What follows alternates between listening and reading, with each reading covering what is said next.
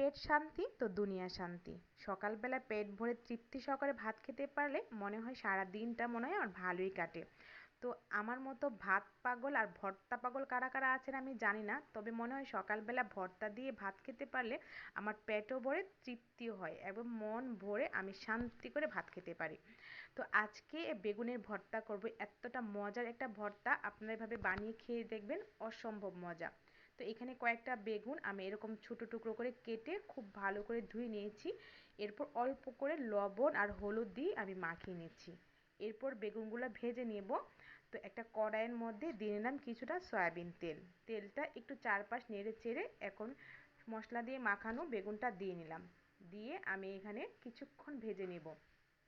একটু নেড়ে চেড়ে আমি একটু ঢাকা দিয়ে দেব।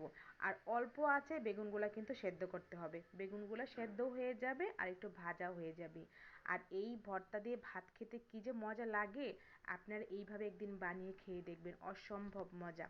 তো বেগুনগুলো আমি একটু নেড়ে চেড়ে দিচ্ছি। বেগুনগুলো কিন্তু আস্তে আস্তে সেদ্ধ হচ্ছে আর একটু ভাজা ভাজাও হয়ে যাচ্ছে। তো যখন এরকম ভাজা ভাজা হয়ে যাবে তখন বেগুনগুলো চারপাশে একটু ছড়িয়ে দিতে হবে যাতে তেলটা মাঝখানে চলে আসে। আর অল্প তেল দিয়েছিলাম, তারপরেও কিন্তু অনেকটা তেলই কিন্তু রয়ে গেছে। এদিকে বেগুনটা সেদ্ধ হয়ে গেছে, আমি নামিয়ে নিচ্ছি।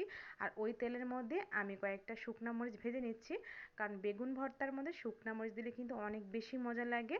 তো শুকনো মরিচগুলো ভেজে আমি উঠিয়ে নিচ্ছি। আবার ওই তেলের মধ্যে আমি কয়েকটা রসুনের কোয়া আর একটা বড় সাইজের পেঁয়াজ কুচি সেটা হচ্ছে ভেজে নিচ্ছি। চাইলে রসুনের কোয়াটা আপনারা না দিতে পারেন, যারা হচ্ছে রসুন পছন্দ করে না ভর্তার মধ্যে তারা এটা স্কিপও করতে পারেন।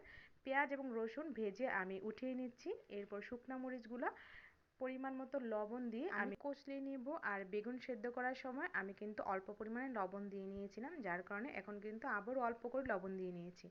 তো মরিচগুলো ভালো করে কষলিয়ে এরপরে পেঁয়াজ আর রসুনগুলোও খুব ভালো করে মরিচের সঙ্গে মিশিয়ে নেব।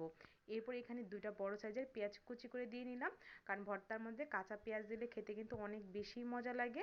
আবার পেঁয়াজ রসুন এগুলো সবগুলো একসাথে আমি ভর্তা করে নিচ্ছি।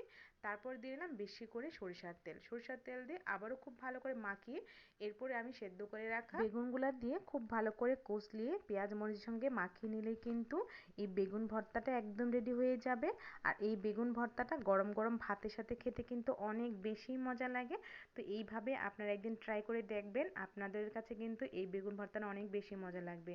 তো কেমন হয়েছে আমার এই বেগুন ভর্তাটা আপনারা সবাই কমেন্ট করে জানাবেন। সবাই ভালো থাকবেন। আল্লাহ হাফেজ।